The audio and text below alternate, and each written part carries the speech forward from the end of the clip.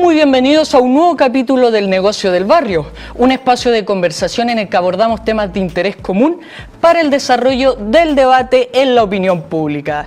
En esta ocasión nos meteremos en un tema muy importante que ha afectado a gran parte de la población en Chile y el mundo en el último año, que es la salud mental, la cual se ha visto bastante perjudicada con la pandemia que nos ha afectado a todos en el mundo.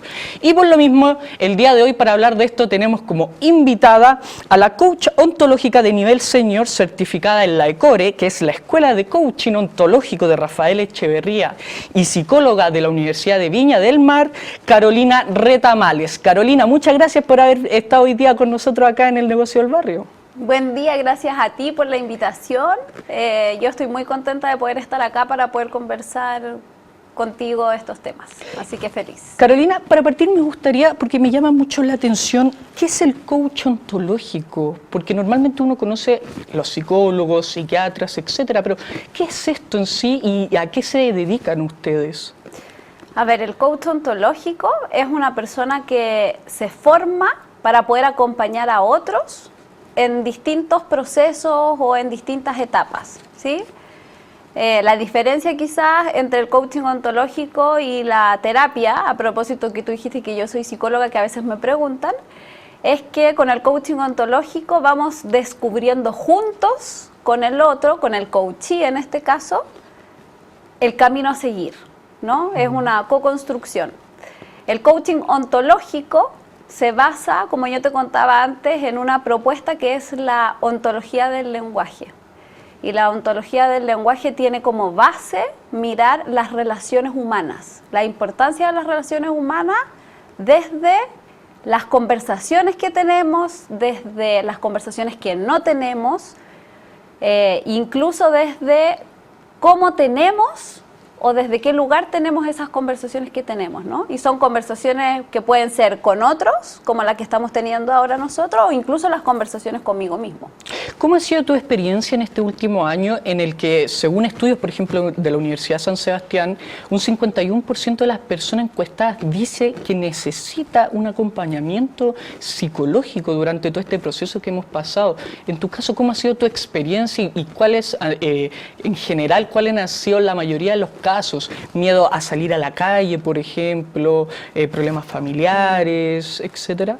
Yo creo que se ha visto como una línea de tiempo donde han habido cambios, ¿no? O sea, al principio, cuando estábamos en cuarentena, estábamos todos confinados, aparecían síntomas o sintomatologías más relacionadas con la depresión, con problemas para dormir, dificultades como para conciliar trabajo, familia, hijos, encierro todos juntos en una casa. Y ahora, de hecho se ha visto ahora último, que ha aumentado la necesidad de acompañamiento, ¿no? Porque ahora empieza a aparecer el miedo a salir, el miedo al contagio, cómo complementar el teletrabajo con la vuelta al trabajo presencial. Y como esa ha sido un poco la experiencia y como yo he visto que ha avanzado la cosa en el año. Más a nivel macro, ¿crees tú que este tema de la pandemia y en el caso de Chile el estallido social generó un daño a nivel ya estructural de nuestra sociedad de aquí a futuras generaciones, sobre todo pensando en el ámbito psicológico? Hoy difícil. Yo creo que nuestra sociedad es una sociedad que ya venía un poco enferma, un poco quebrada, y yo creo que sin duda esto nos lleva a un cambio, ¿no? Pero desde la mirada del coaching yo siento que mirar la pandemia y mirar el estallido social es una posibilidad de poder atrevernos a aprender cosas distintas, a salir como de nuestros espacios normales de confort para poder hacer que el mundo sea distinto, como para poder vivir de manera distinta, aprender a relacionarnos con otros desde otro lugar. Entonces, ¿es un cambio más positivo? Yo siento que sí. Yo siento que la invitación es a que el cambio sea más positivo. Ahora depende de cada uno cómo lo ve, ¿no? Claro. Pero para mí la invitación es aprovecharlo para mirarlo como una posibilidad de aprendizaje a nivel mundial. En el último tiempo aquí en el país no se ha visto tan así, desgraciadamente, porque hemos podido ver cómo en vísperas de Navidad existieron aglomeraciones muy grandes en la afuera de varios malls a lo largo de Chile. Sí. De hecho, varios tuvieron que cerrarlos por lo mismo porque ni siquiera cumplían con las normas sanitarias mínimas para poder estar abiertos. Entonces, ¿qué ocurre con este tipo de gente, con este tipo de aglomeraciones que se dan? ¿Qué pasa por las cabezas de ellos? Porque finalmente uno se da cuenta, que termina siendo prácticamente más un hecho que algo subjetivo, que hay un problema ahí. O sea, todos con mascarilla, pero todos aglutinados y teniendo poderse contagiar ahí muy fácilmente. Sí. No sé qué pasará por la cabeza de ellos, porque yo creo que habría que preguntarles, ¿no? Yo creo que ahí el llamado es a ser consciente, o sea, respetar también un poco lo que nos invita el gobierno, mantener las distancias. De hecho, como estuvimos conversando hace un rato también, vimos que la gran cantidad de contagios este último tiempo ha ido variando en edades, ¿no? Eran como entre los 25 y los 49 años. Claro. Entonces yo creo que es una invitación a tomar conciencia del cuidado también, del cuidado no solo del otro, sino que de mi cuidado, ¿no? ¿Y cuál crees tú que sería una de las mayores razones o situaciones que ha generado estrés en nuestra población en el último tiempo? Bueno, yo creo que el estallido social, o sea, ha generado mucho estrés, ¿no? Partiendo por ahí. O sea, piensa que partimos con el estallido social, ahora viene lo de la pandemia, y yo siento que también esto de aprender a relacionarnos con la incertidumbre, porque a la larga la pandemia todavía está, no se ha ido. Entonces, ¿cómo aprendemos a vivir con esa incertidumbre de saber que el COVID todavía existe, que probablemente vamos a volver a tener situaciones de estallido social? No sabemos qué va a pasar con los colegios el próximo año, por ejemplo, si los niños vuelven o no vuelven a clase, por ahí. ¿Cómo crees tú, y sobre todo para la gente que nos mira en la casa, cómo crees tú que las personas que ya les surge un problema en base a esa incertidumbre, podrían solucionarlo? ¿Qué medidas podrían tomar? Yo creo que primero pedir ayuda, ¿no? O sea, yo creo que buscar un coach serviría mucho. Pero antes que eso, yo siento que es la capacidad de poder darnos cuenta que nos pasa algo como seres humanos. ¿Sí? Así como no hacernos los locos de que está todo bien, de que seguimos funcionando igual, sino que darnos cuenta que hay algo que nos pasa, tener la capacidad como de reconocer que hay algo que quizás en mí no me gusta, para después poder pedir ayuda, generar redes de apoyo. De hecho, en las redes de apoyo ahora también se ha visto que hay muchos municipios que generan actividades online, virtuales, ¿no? Nosotros también estamos trabajando, generando como espacios de apoyo para las personas que lo necesiten. Pero yo creo que ahí es base como la conexión con uno, como a tener la capacidad de darme cuenta que algo me pasa. Y en el caso del coaching, ¿cuáles son los pasos que tú como coach sigues con esta persona? Porque normalmente uno puede apreciar cuando, en mi caso, en mi experiencia, yo he ido al psicólogo, y es y lo hablábamos antes, es una relación súper asimétrica en la que el psicólogo, para que se entienda, está por sobre el paciente. Pero en el caso del coaching, ¿es así? No. Está buena la pregunta, qué bueno que la preguntaste. No, yo siento que en el caso del coaching es distinto, ¿no? O sea, si bien es cierto, el coach es una persona que estudia, o sea, yo estudié 2 años para formarme como coach, para poder acompañar a organizaciones y a empresas. Incluso si tú te fijas, cuando uno va al psicólogo, como hablábamos antes, hay una mesa, ¿no? Que nos separa.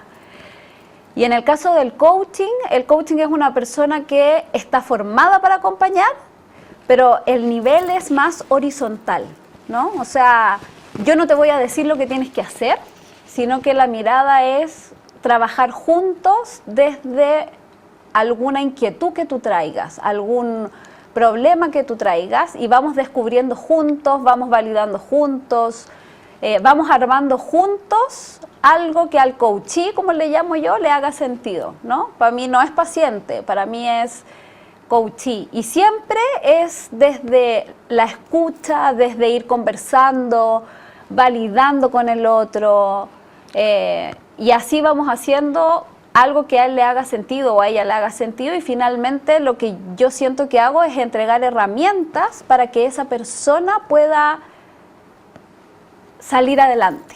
Pero en un principio yo te diría que hasta incómodo llegar a una persona experta en la materia, pero que es desconocida, porque no todos le contamos nuestros mayores sentimientos a personas que son hasta desconocidas.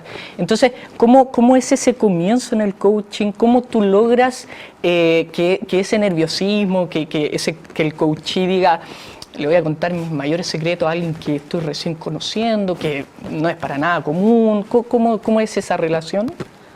Yo creo que ahí es importante la cercanía, ¿no? Y un poco como lo que hicimos antes. No sé si lo puedo contar, ¿no? O sea, yo llegué acá antes, conversamos antes. Hay un proceso también de conversación donde yo conozco a la persona antes, qué es lo que le inquieta. Y ahí está también la mano del buen coach, ¿no? O sea, poder crear un espacio donde la otra persona sienta confianza, se sienta respetada, se sienta escuchada. Es muy bonito porque desde el coaching no hay juicios ni prejuicios. O sea, yo trabajo con el ser humano que tengo al frente, sin importar cuál sea el ser humano que hay, ¿no? ¿Y cuál crees tú que es la razón que vivamos en una sociedad muy prejuiciosa entonces? Siendo que tanto tú como yo estamos de acuerdo que eso está mal. Yo creo que tiene que ver con formas, paradigmas antiguos que yo siento que de a poquitito han ido cayendo y cambiando, ¿no? O sea, yo creo que son maneras de educación, esto como de vivir más preocupado quizás de lo que hace el otro que de mí. Entonces ahí vuelvo como a la importancia de la conexión con uno. Pese a ello, ¿crees tú que estamos viviendo una etapa de transición a esto? A mí me gustaría pensar que sí. ¿Sí? Sí, me gustaría pensar que sí. Porque uno cuando no se enfrenta a temas como la xenofobia, el racismo, la homofobia, etcétera, piensa que ya no existe eso, pero cuando te lo topas de frente, te das cuenta que sí existe y que hay gente que lo piensa. Entonces como te pasas por la cabeza y dices, ¿qué pasa en ellos? ¿Por qué creen que los negros son malos? ¿Por qué creen que los gays están enfermos? ¿Qué pasa ahí? Yo creo que son, como te dije antes, creencias y valores traídas, ¿no? El tema es que, yo siento que vamos a un cambio, a una transición, pero también es importante que el otro quiera cambiar. Claro. Que el otro vea que eso es un problema. O sea, si el otro no se da cuenta que necesita ayuda o que quizá eso es alguna dificultad o provoca alguna dificultad y no hay mucho que hacer nomás, ¿no? Y desde ahí yo siento que tenemos que respetar las opiniones de cada uno nomás. ¿Pese a que sean dañinas para otros? Quizás sí, porque no sabemos lo que pasa por la cabeza de ellos, ¿no? Es como pensar en Hitler, por ejemplo. Todos sabemos, o yo creo que todos socialmente estamos de acuerdo, que lo que Hitler hizo está súper mal, ¿no? O sea, eliminó un montón de gente, pero pensando en la cabeza de él, quizás desde su mirada, lo que él estaba haciendo no estaba tan mal. De hecho, ese momento. En ese ejemplo en concreto es muy particular que Hitler, dejando de lado lo que sabemos que está mal, era proanimalista, era un lector muy ávido, Claro, le preocupaba mucho el tema de la familia, o sea, tenía valores muy buenos. El tema es que lo que hablamos, o sea, mató a mucha gente y eso es por lo que se le condena hasta el día de hoy. Claro. Por eso yo creo que la base que yo te contaba al principio del coaching ontológico y de las conversaciones es lo fundamental, ¿no? O sea, el aprender a conversar de manera distinta con tus hijos, con tu pareja, con tu equipo de trabajo, con tus amigos, para poder conocerse mejor, generar relaciones desde otra manera y también desde el respeto, porque puede ser que pensemos distinto, pero eso no significa que mi opinión es más o menos válida que la tuya. Claro, claro. Pasando a otro tema, estamos viviendo un alza de contagios, un hecho en que los porcentajes cada vez son más altos y nuevamente entramos a cuarentena, en este caso fin de semana, que no es tan terrible como de lunes a domingo. Pero, ¿qué le podrías recomendar a toda la gente en la casa que tiene, como todos nosotros que vivimos por lo menos en la región metropolitana, cuarentena los fines de semana, ¿qué le podrías recomendar para un desconfinamiento o un confinamiento, más bien digo, saludable, que no le afecte tanto como quizás sí ocurrió en un principio, que a todos nos llegó de frente la cuarentena y no sabíamos qué era? Lo mismo el toque de queda, o sea, yo que soy más chico, yo no alcancé a vivir el toque de queda que existía en los años 80, por ejemplo. Para gente de mi edad era algo totalmente nuevo. Claro. Yo lo viví, era muy chica, pero no me acuerdo tanto, así que no sé.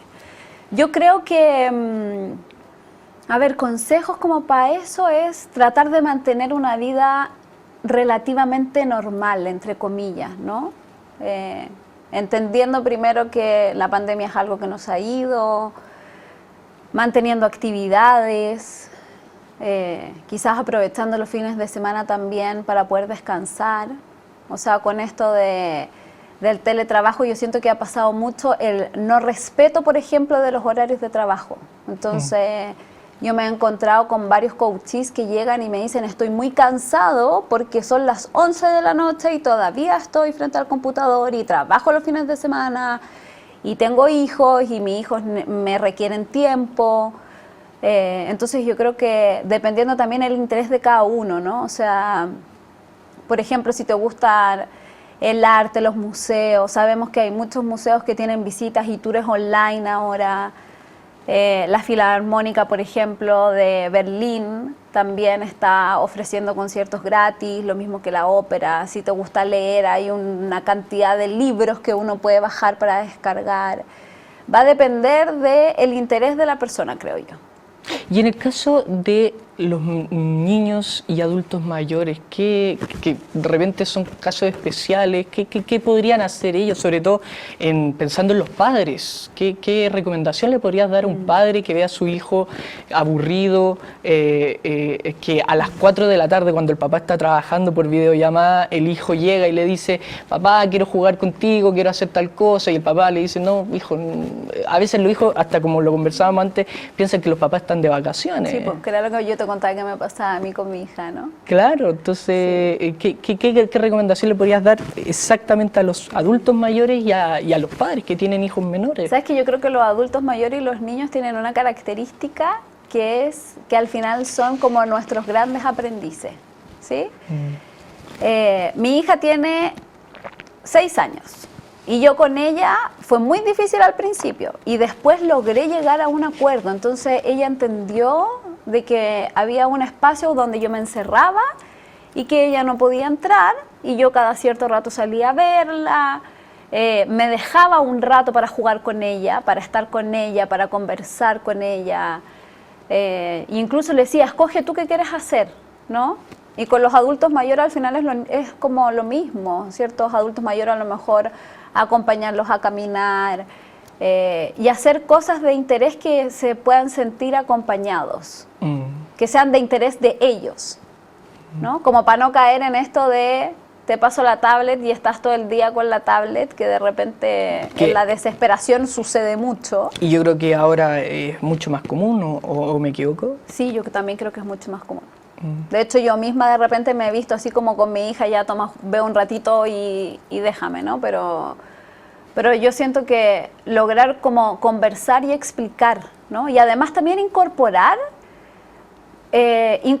en lo que uno hace. O sea, si tú vives con un adulto mayor o vives con un niño, incorporarlos también un poco en lo que hace. Por ejemplo, a veces mi hija, cuando yo tengo sesiones de coaching, o cuando tengo reuniones de equipo, que yo hace rato las voy teniendo por Zoom, ella aparece, saluda, se va. Yo creo que también va en cómo uno se lo tome, desde la liviandad que tú te lo tomes, ¿no? O sea, al final, como dijiste tú al principio, es algo que estamos viviendo todos a nivel mundial, no es solo mi realidad, estamos todos en la misma, ¿no? Oye, y en el caso, hace un par de capítulos atrás estuvimos hablando con un experto en temas de internet, sobre las plataformas de streaming, sobre los canales de YouTube y todo eso, y le preguntaba a él, ¿qué se le puede decir a un papá que su hijo está muy interesado en meterse en este mundo que hoy en día ya está profesionalizado y que el papá tiene ese miedo como a no agarres la tablet, no ocupes eso? Entonces, él me decía que los papás no tuvieran temor, porque finalmente hay gente que empezó haciendo eso y hoy en día ya es profesional en eso. Claro. Pero en tu caso, y más por el lado de la psicología, ¿qué tan dañino o qué tan positivo puede ser para un niño estar frente a una pantalla, estar tantas horas al día, redes sociales, un niño de 14, 15 años en redes sociales? ¿Es más dañino que positivo finalmente? Yo creo que depende del niño. Pero hemos visto en los últimos tiempos que ha sido súper dañino, ¿no? O sea, dañino por a veces el bullying que se genera. Y yo creo que ahí es como no perder de vista que siguen siendo niños. Aunque sean adolescentes, siguen siendo niños. Y desde mi mirada, al menos igual ahí, tiene que haber alguna especie de control, ¿no? O sea, hasta dónde, y uno como papá también hacerse responsable quizás de mirar dónde se está metiendo mi hijo, qué es lo que está viendo. Y así todo sin miedo, ¿no? O sea, a propósito como de las conversaciones, también poder sentarte a conversar con él, ver qué es lo que está mirando, explicarlo, sentarte a ver con él o con ella qué es lo que está mirando. ¿Puede ser la pantalla uno de los impedimentos justamente y una de las cosas que ha dañado más ese tema de sentarte a conversar con alguien? Yo creo que no, fíjate. ¿No? Yo creo que no. ¿Qué sería entonces? No sé lo que sería, yo creo que hay varios factores, pero yo creo que no, porque si fuera la pantalla, yo no tendría pacientes, no podría hacer coaching. Claro. Y yo trabajo en eso desde hace tiempo, de hecho acompaño todavía a personas y a equipos desde la virtualidad. Sobre todo hoy en día, porque probablemente claro. Fuera de pandemia podrías ir a una consulta a su casa, sí, etcétera. Sobre todo hoy en día, lo que yo creo sí que se genera ahí es que hay como un miedo a prender la cámara, no sé, yo le puse miedo, no sé si es eso, pero es como que tú te conectas a una reunión y hay 10 personas y solo 3 tienen la cámara encendida y el resto están con la cámara apagada, ¿no? Y yo creo que eso es lo que dificulta más el poder conversar y mirarse y generar un contacto que la pantalla misma. Puede ser más que un miedo, una falta de interés. ¿Y por qué te lo digo? Porque se ha notado mucho en los alumnos, en relación alumno-profesor, que en todas las sesiones que hacen, el profesor es el único que tiene la pantalla prendida y el resto de los alumnos las tiene apagadas. Normalmente, no quiero generalizar, pero se ha dado a conocer eso. De hecho, se viralizan videos en donde los alumnos le hacen como un homenaje al profesor, en que prenden sus pantallas y ya con el solo hecho de prender sus pantallas, ellos ya consideran que están dándole un beneficio a su profesor. Entonces, al final, quizás también podría ser un poco falta de interés en el tema de las reuniones. Puede ser falta de interés y yo creo que también hay mucha vergüenza detrás. Fíjate que hace un tiempo atrás yo hice un curso de liderazgo y al principio estaban todos con las cámaras apagadas. Yo logré después de alguna manera, porque se los pedí de manera amable, algunos no la aprendieron porque me dijeron tengo problemas de conexión a internet y todo, y en la conversación aparece también que es como, en el fondo si yo prendo mi cámara, te estoy dando permiso para entrar a mi espacio, a mi casa. Claro. Y hay como, incluso apareció, fíjate, en una de las personas como la vergüenza a mirar el desorden que tengo porque yo estoy sentada acá, tengo a mi hijo sentado en clase al lado, a mi marido al otro lado lo mismo.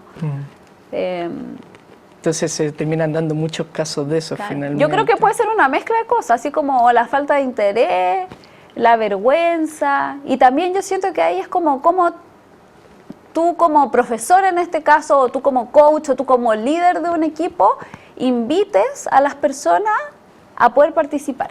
Y el coaching telemático, a diferencia del presencial, ¿te ha sido mucha la diferencia? No. ¿Te ha perjudicado en algo o ha sido más positivo? No, desde antes de la pandemia que yo llevo haciendo coaching virtual. Y ya. fíjate que es lo mismo, o sea, porque aunque estemos en cámara, igual hacemos esto que estamos haciendo tú y yo, que Claro. es que estamos conversando, que nos estamos mirando, se genera una especie de confianza. Pero pese a la distancia, porque finalmente esa es como la diferencia que hay entre medio. Y no sé si es tanta distancia, yo creo que como te dije hace un rato, ahí está la capacidad también del coach de poder generar ese espacio de confianza, ¿no? O sea, hacer que la otra persona se sienta cuidada pese a la pantalla.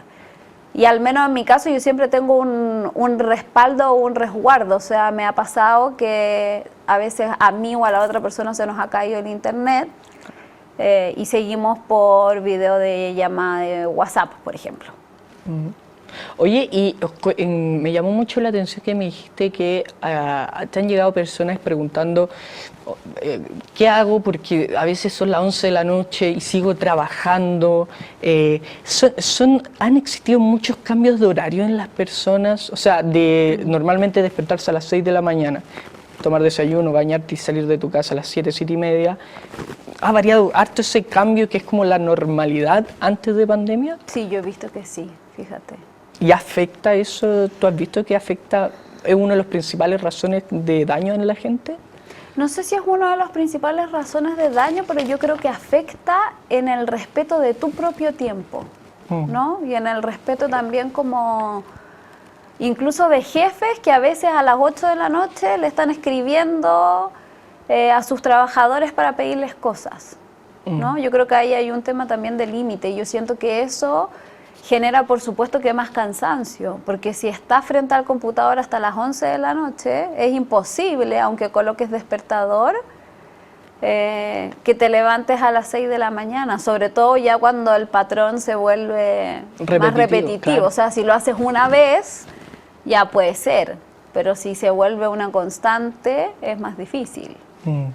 Carola, te quiero dar las gracias por haber estado hoy día en el negocio del barrio, pero antes que terminemos me gustaría que a tu cámara, esa es tu cámara sin problema, pudieses dar un mensaje a toda la gente hoy en día que lo está pasando mal, sobre todo por lo que hablábamos de la pandemia y también lo que ocurrió en el estallido social, y además también que aproveches para que puedas difundir, poder decir a cámara cuáles son tus páginas, para que la gente que nos ve en la casa, si está interesada en poder tener un coaching, pueda llegar a ti.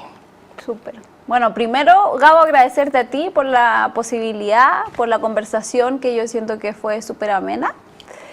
Y para allá la invitación es a que puedan visitar nuestro sitio. Entiendo que Gabo nos va a ayudar en que aparezcan en la pantalla y que nos puedan seguir y que vayan conociendo lo que estamos haciendo. La verdad es que a mí el acompañar a personas desde el coaching ontológico es como lo que me apasiona, lo que me hace vibrar en la vida, así que es súper disponible para que puedan ir mirando con las sorpresas que vamos a ir apareciendo en el tiempo. En enero y febrero vamos a tener actividades gratuitas y actividades también con precios especiales para quienes nos digan que nos conocieron a través del programa. Ah, fenomenal. Así que nada, los esperamos, yo creo que con todo el corazón para poder trabajar y acompañarlos en lo que alguno siente que necesita. De hecho, ahora mismo está saliendo, acá abajo en el GC, van a salir todas las páginas web para que justamente la gente que nos ve ahora, que esté interesada, métase, vea, por Buenísimo. último revísela y obviamente si le interesa, contacte. Así que con esto terminamos un nuevo capítulo del Negocio del Barrio. No se olviden de comentar, debatir y opinar en las redes sociales del canal Tendencias Prime Chile. Nos vemos en otro capítulo. Hasta luego.